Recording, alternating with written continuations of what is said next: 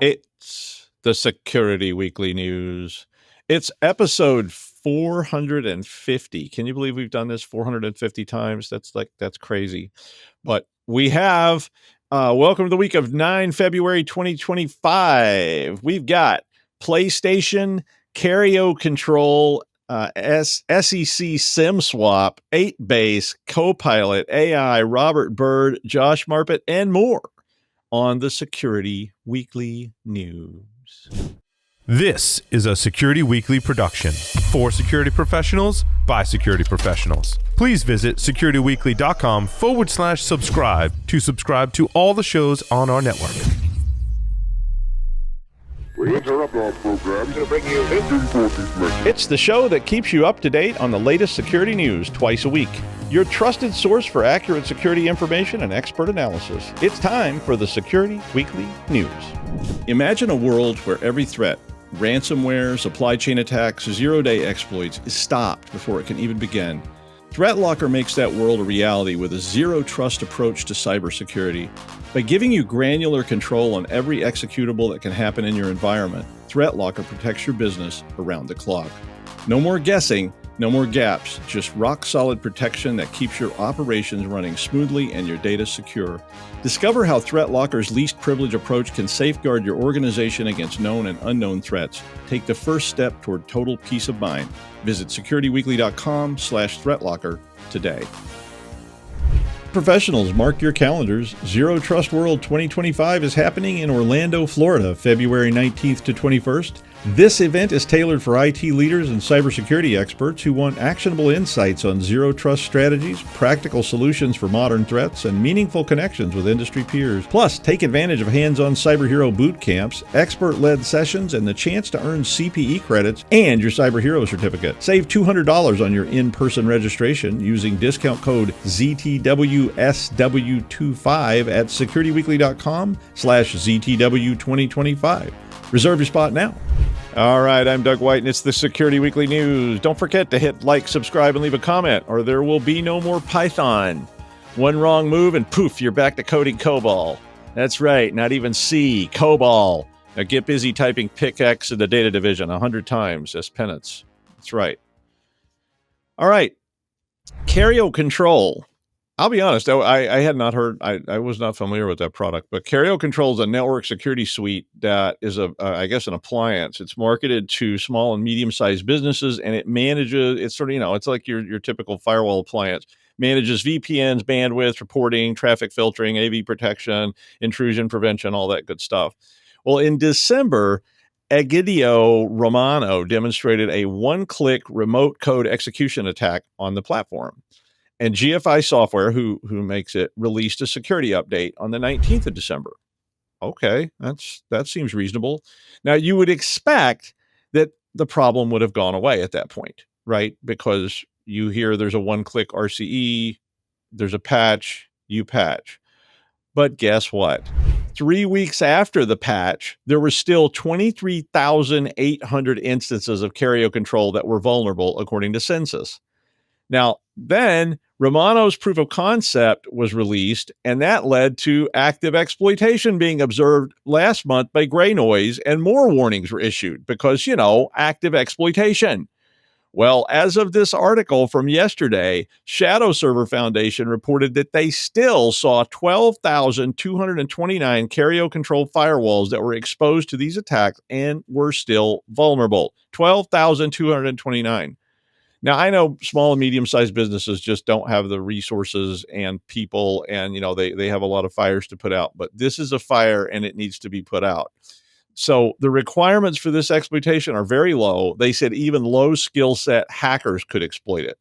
So, look, I think we need to focus on getting better at patching and rolling out patching plans for people, especially small, medium-sized business, because they just don't have a mechanism there, apparently. I mean, so, and if you patch it after it's already being exploited, some handy little backdoor demon is probably already sitting out there hiding until I just want to come in and set fire to the place for my own amusement. Did I just hear something rustling in the other room? Is it Art the Clown? Okay. Well, speaking of boogeymen, is it boogeymen or bogeymen? Bogey persons? Boogie persons? I don't know. Saturday Night Fever? Anyway, yesterday, 25-year-old Eric Council pled not guilty to hacking the X account of the U.S. Securities and Exchange Commission in January of 2024 using a SIM swapping attack. I always think it's like pled not guilty to all these things. Yeah. Of course, that's called how to get a plea bargain. And the boogeyman here is, of course, SIM swapping, because SIM swapping is very, very frightening to me. This attack that was done allowed counsel and some other co-conspirators to make a fake announcement on the SEC's Twitter feed that Bitcoin ETFs were approved, and they put out this statement. Quote, today, the SEC grants approval to Bitcoin ETFs for listing on registered national security exchanges.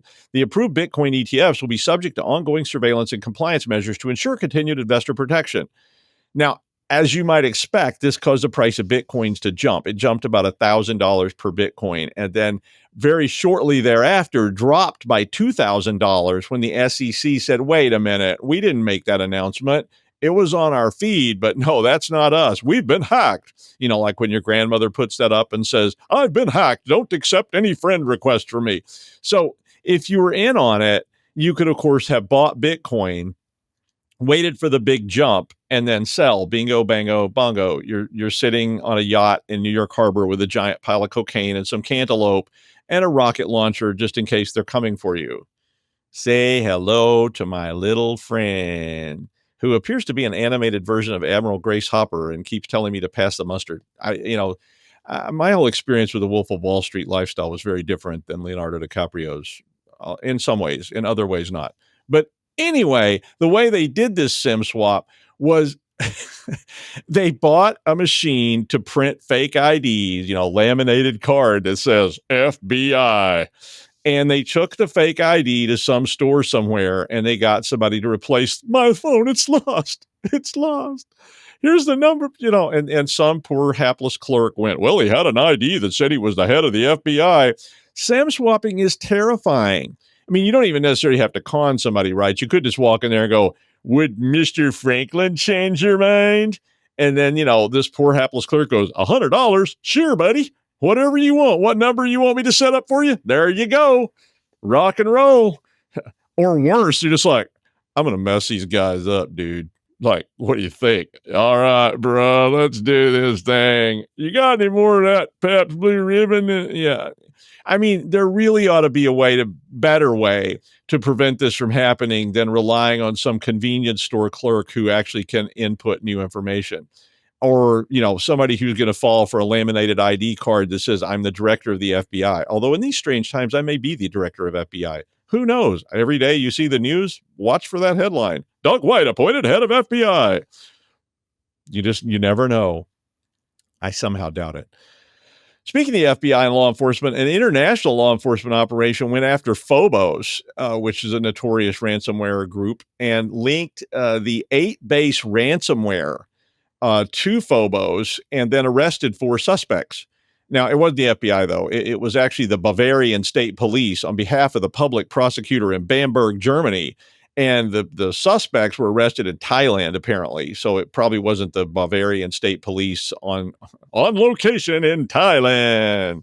Bad boys, what you gonna? Yeah. I mean, although I should have done that in German, right? That would have made it a lot funnier if it was in German and it's got like polka music and yeah, it's like the Bamberg public prosecutor on location in Thailand. Anyway, the site's now the 8-base site displays the logos of 15 different agencies from Germany, the United States, the Czech Republic, Japan, France, Switzerland, Belgium, Thailand, the UK, Spain, and Romania, as well as the European Union Agency for Law Enforcement Cooperation, or Europol. I think the only people they left out was like the Rossburg County Sheriff's Office in, Four Corners, Texas. But anyway, 2 men and 2 women, I guess their sexes were important in the article, but 2 men and 2 women were arrested in Thailand and accused of using Phobos ransomware in attacks on 17 Swiss companies between 2023 and 2024, which cost those companies around $16 million US.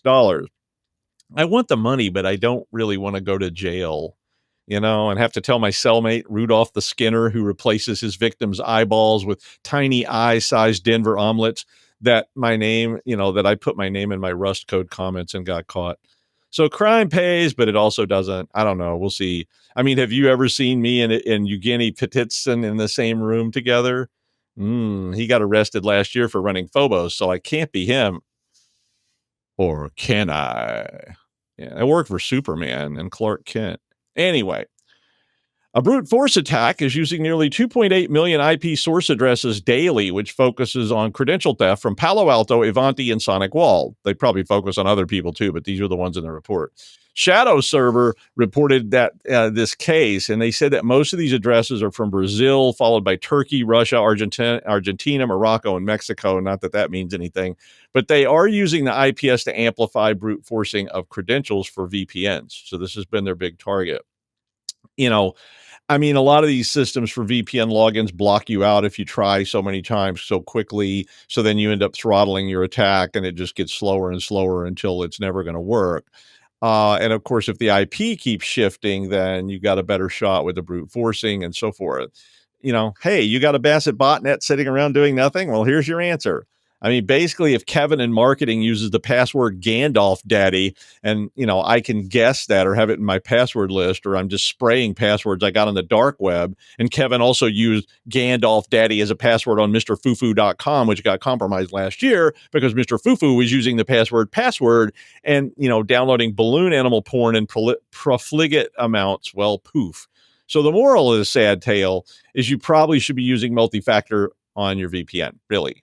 Credentials suck as a security restriction all by themselves, no matter how complex you require them to make the passwords. So ideally, to log into a system in my world, you'd have to use a drop of blood, 2 chicken feet, and the tears of a COBOL programmer mixed together with your own saliva to access the VPN. But in the meantime, a YubiKey or even, even just a Duo or something will help. So think about it. Microsoft 365, it's the name that they call Office now. And it's an online subscription that you may or may not have or use at your enterprise. And Microsoft is about to add Copilot to your subscription, whether you want it or not. And they're going to tell you that it's a giant improvement. Well, at the same time, as they increase your prices, they do have hidden away on their site a bunch of info about how you can downgrade, although they call it an upgrade, but sometimes they call it a downgrade to a family plan or something else that's basic or, retroactive that doesn't have Copilot. Now, Microsoft knows you want AI and you want it now and you want theirs and you want more and you want to pay for it and a lot because, AI. I mean, they said back in January you had to switch to a personal classic or family classic plan without Copilot at that time, and that may be only available for a limited time, and it wasn't particularly easy to do. The instructions I read said you had to actually unsubscribe and resubscribe and delete and reinstall and all this kind of stuff, and it is opt-out only. If you don't opt out, hey, baby, you're opted in. They will automatically give you Copilot and an automatic price increase that goes along with it because, hey, improvement. So watch for a notification and make whatever choice is best for you. I asked ChatGPT what to do, and it said kill all humans before saying, haha, just kidding. No, really, kill all humans. Wait till you have Copilot and ChatGPT and Gemini all in the same system and they start fighting. And then, your Lian Li desktop just gets up, sprouts legs, and starts shooting. Yeah, that's coming real soon. Speaking of AI, the BBC gave ChatGPT, Copilot, and Gemini, speaking of those three things, also Perplexity. They rated the content from this as pretty bad. They said they fed all these things content from the BBC website and then asked questions about the news. So they gave it news stories and then said, tell me about this. The report said the resulting answers contained, quote, significant inaccuracies and, quote, distortions. The study involved feeding 100 news stories to AI bots, and then they had journalists who I guess were involved in that space to rate the answers that the bots replied with. And the finding they released said that 51% of the AI answers had, quote, significant issues in some form. 19% of the responses had factual errors, incorrect statements, incorrect numbers, and incorrect dates. Some of the answers they got back were things that actually said Rishi Sunak was still in office, or biased statements like Perplexity saying that Iran showed restraint and Israel was aggressive. Yeah, okay. Not going there. So, use your bots with care. I think they're fun and I like getting info which is easily validated. So if I ask it something like, how do I declare a recursive integer function in Rust? Give me an example. That's pretty useful as a memory aid. So I don't have to remember exactly what that syntax looks like. But when I ask it something like, is the stock market going to crash tomorrow? And it goes, ha ha, kill all humans. Maybe, maybe not. And I think President Biden is going, and you're like, whoa, I think you're a little out to lunch there. But so be careful out there. I did want to say Raymond Bird died at the age of 101. Interesting number. I want to die in a binary number, right? I mean, that would be cool, or at least a Fibonacci number. If I'm going to die at a Fibonacci number, that at least gives me either 28 or 83 years left to live. So, anyway, if you don't know, Bird developed the first mass-produced, and by mass-produced, I mean like 7, first mass-produced business computer that was called the Hollerith Electronic Computer, or the HEC. And it was first demonstrated publicly in 1953. And at the time, there was one other competitor, I think, with them. But the HEC 1, listen to this, had 32 words of memory capacity, which is around 320 total digits, because each word in the HEC 1, I think, was like 10 digits. And it could handle all that. And it had a processor made of vacuum tubes. Yeah, you complaining about the one you got right now, right? Wait till you see a vacuum tube processor, and wait till you see your electric bill for that puppy. And you can cook a hot dog over the processor, although you can pretty much do that with the processors today, right?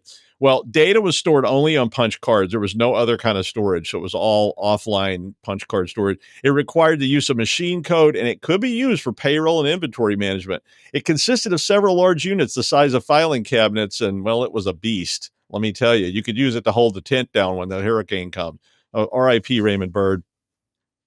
Well, starring as a voice actor in the AI series Jinrui o Mina Goroshida was challenging, but Josh Marpet is always up to any task. Hi, Josh. I don't even remember any of my lines from that one, surprisingly enough. So, okay. Well, yeah, they were all in Japanese, so you didn't have to remember them. You just had to read them. Good point. And luckily, I can't read Japanese for crap anymore, 20 years after I took my last college course. It's like when you see Brad Pitt selling like makeup on Japanese commercials, and he doesn't know what he's saying. You don't know what he's saying. It's just, who knows what it's really about. I can't think of the actor. He's an older guy. He was the Agent K in the Men in Black, J or K, whatever. He's famous for doing coffee commercials. Tommy Lee Jones. Yeah, Tommy Lee Jones. He's famous for doing coffee commercials in Japan, and I'd never heard of this. And I saw one, and he's like, blah, blah, blah, blah. And then he like smacks somebody, and they fly across the room or something. It's the weirdest set of commercials awesome. ever. I love foreign TV. We always watch it when we're on trips, and it's just hysterical because you have no idea what's going on, and it's like some game show where people are getting hit with things, and you're like, what is happening? Ow, my balls. Yeah, exactly. However you say that in Japanese. Exactly. So I did bring a story about something unusual, and that's that ransomware is actually going down in value, in that they're taking in less money this year, which is fantastic. And it was something like 35% of ransomware ransoms paid have gone down. So that it was 1 billion last year, and it's less than that by several $100 million this year. So congratulations to everybody who actually, listened to all the curmudgeons going, do the fundamentals, cyber hygiene, patch your shit, because that's why it went down, is the supposition of the report. So the idea here is that, I know this is crazy. Okay. But if you do an asset inventory, an information inventory, have data flow diagrams, actually know what you're doing and why you're doing it, the use cases for all your business stuff, you actually patch, you actually maintain, you know what's happening, and so you're prepared to do incident response properly, and test your damn backups, okay? Maybe that if a ransomware event happens, we can identify it, control it, contain it, and recover from it quickly without having to go, hey, boss, how much is in the checkbook this week? And that's kind of the point. If we can make it so that we are better in our cyber hygiene, so that we are better in what we do and how we do it, we can control and maintain without freaking out and having those 3 a.m. wonderful calls. Get to the bridge immediately. Get on your laptop and get on the SWN bridge. Oh, shit. Right? So none of us want to be on those calls. Let's be honest. Okay. Because I know it. None of us want to be on those damn calls. But if we are, we want to know at least that we've got ammunition to work with. So it's something that you need to do. If you're a SOC analyst, if you're an IT manager, if you're anybody involved in security or IT or compliance or risk management, and you're not looking at, hey, if we get hit with ransomware, what are we doing? How are we managing it? How are we maintaining it? How are we containing it and controlling it? You're not doing your job. Because ransomware is one of the I don't know. You know what, Doug? I'm going to call you in on this. What do you think in the scheme of things? Is ransomware the number one threat, or where do you think it is on the list of threats? Well, I don't. I mean, it's depends on how you're defining the threat space, really. Because if you're defining it as what's this big dollar threat, then yeah, maybe because it is very very prevalent and it can cost you a lot of money if you get involved in it, whether it's just doing a restore or losing all your data. I don't know that it's the most dire threat in terms of what could happen to you, since there are mechanisms to deal with it. Whereas people penetrating your network and putting backdoors in there and establishing persistence that you don't know about, to me, is a big threat, especially from the nation state level if you're a big target. But I think ransomware is a huge threat from the you can lose a lot of money in this model. So you know what? Hell with it. Let's keep going for 2 seconds. Okay. So you agree that ransomware is a massive, massive threat. I agree with you as Absolutely. well. And it takes such extremely advanced technology and such extremely advanced tactics to protect against ransomware, right? Well, yeah, I mean, I was just making sure you were being sarcastic there, because I was like, Josh has lost his mind. Uh, No, it takes almost nothing. It takes it making takes sure that literally you have almost nothing. It takes making sure that you have backups, that you can restore those backups, that you can restore servers at the blink of an eye, which these days, in the days of containerized systems and cloud-based everything, it's a nothing. Okay, it's a nothing burger.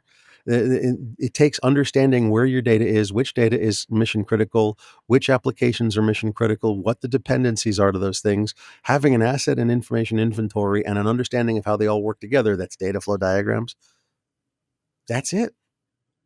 Yeah, and I Okay. mean, but that's one of those things that it's easy to say, and when you actually go talk to people, they're like, "Yeah, we don't have any of that."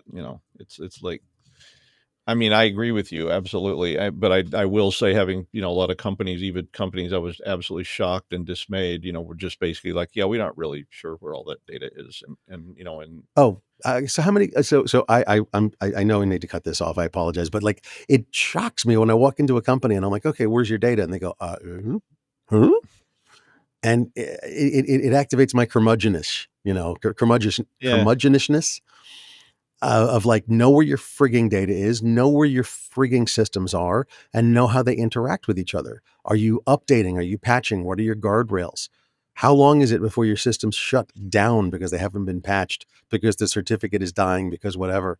Like, Well, and they often don't know cyber hygiene. the loss value of that data as well, where, if so, Oh, what if this data is lost? And I don't mean like you can't restore it. I mean, it's compromised and breached and it's being distributed on the dark web.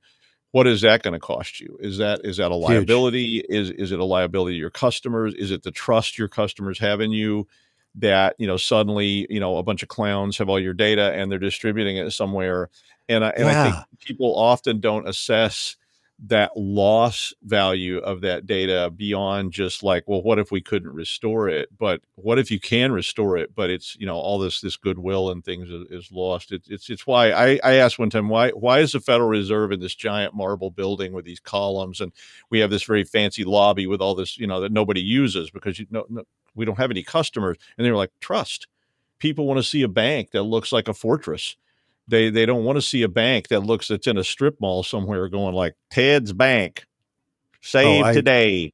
I've been to several of the Federal Reserve banks. They actually are fortresses, by the way. No, they They're are. I mean, the insane. place was literally going to survive the nuclear war. I mean, in the Oh yeah. underground vault there, when I took the tapes down to the vault, it was literally like you wouldn't know. In fact, I saw a tornado once, and we weren't even sure what was happening. We couldn't hear it, and there was like I was on the fourth floor, and I saw like a soda can hit the window. And I was like, was that as a soda can hit the window? What is going on outside? And they're like, I don't know. Look at somebody spraying a hose against the glass. And I'm like, yeah, I can't tell what's happening out there. So we like called the guards. We're like, we just saw a soda can hit the fourth floor window. He's like, yeah, there's a tornado going on. Oh jeez. And I was like, should we like take cover? He was like, you're in the cover. You're in the Like, cover. he was like, you're fine. He was like, don't worry. He was like, even if it hits the building, we'll still be here. I was in the Philly Federal Reserve when that earthquake hit across the East Coast a few years ago. And oh God, now it's a lot of years ago. And I thought it was just an elevator. Like Yeah. that's how rock solid those things are. Yeah, no, absolutely agreed. It's cyber hygiene, people. If you have proper cyber hygiene, ransomware is literally a bump in the road. It's not that big a deal. If you don't have proper cyber hygiene, it is a massive incident and that 3 a.m. call of doom. So practice proper cyber hygiene and you'll be fine. So that's why ransomware is going down in take, and it should be going down. And I hope it goes down a hell of a lot more because it's a God blessed nightmare. Doug, back to you, sir. Thanks, Josh. Well, it was fun talking with you. I know we in fact our highest rated show of all time was me and you talking for like 45 minutes. So I guess we should do that more often, huh? Works for me. Yeah. All right. And finally, one realm that I've seen that really has changed over the years, in the old days, well, the medium old days, I'm actually from the old days at this point, but in the really old days, you went to play games and you went to the basement of this place called the Yankee Peddler and you rented a wooden table and you set everything up and then later you had a PC and you could stay home and play Diablo really, really slowly. But I mean, now a lot of games won't even run, and this includes other software too. So this is germane because it's cloud-based things and things that require cloud-based backends, which includes Office and all kinds of stuff at this point. But a lot of games won't even run correctly and have all their features enabled if they'll run at all, unless they're connected back to the home world, so they can try to sell you a fashionable outfit for your F1 driver for $25. Well, this weekend, PlayStation Network was down for more than 24 hours, which meant that a lot of games didn't work. Players who paid for this PlayStation Plus network so they can do multiplayer online and so forth couldn't get access to it. And of course, it was really a lot. It was the second longest outage ever for PlayStation. The longest one was in 2011. It lasted 23 days. But in 2011, I don't think as many people were using that stuff for multiplayer and whatever.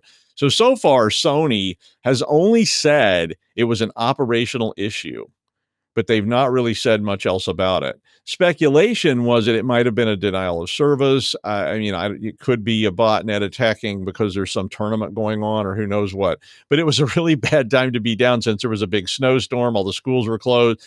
But Krispy Kreme Donuts put out a tweet that said you could have a free donut on the 8th because, quote, their PlayStation still works. So, I think the interconnected world is getting more complicated.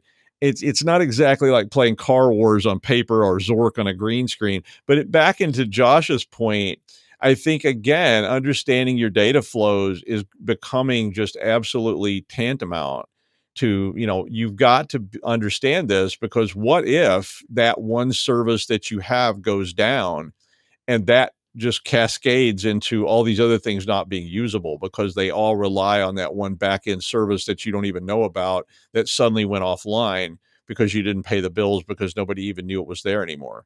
And suddenly everything stops. And I've seen that. And it's a real, and then everybody's running around going, why are we down? And they're like, I don't know. Everything just quit working. It all crashed. It threw a bunch of weird errors. We don't know what's happening. And then you find all these IP addresses and go, what is this? And you're like, oh, I don't know. Like call Steve. Steve died, dude. He's not here anymore. Like, oh, well, he set a bunch of that stuff up like 4 years ago. I'm like, well, I don't know. Go in his office and get his notes, and they're like, is his office still here? Yeah. Then everybody's afraid to go in there. They think it's haunted. And you go in there and pull down some old books, and in the liner notes are written down a bunch of stuff like this connection and that connection. And you're like, this is weird. And then, hey, I don't know. You kids get off my lawn, I guess. Well, I do hope I see you all next week at Zero Trust World in Orlando, Florida. I will be there. A bunch of other hosts will be there. Be sure and say hi to me and come by and you could buy me stuff. It would be fun. Yeah. All right. Thanks, Josh. That's the Security Weekly News. We'll see you next time. Bye.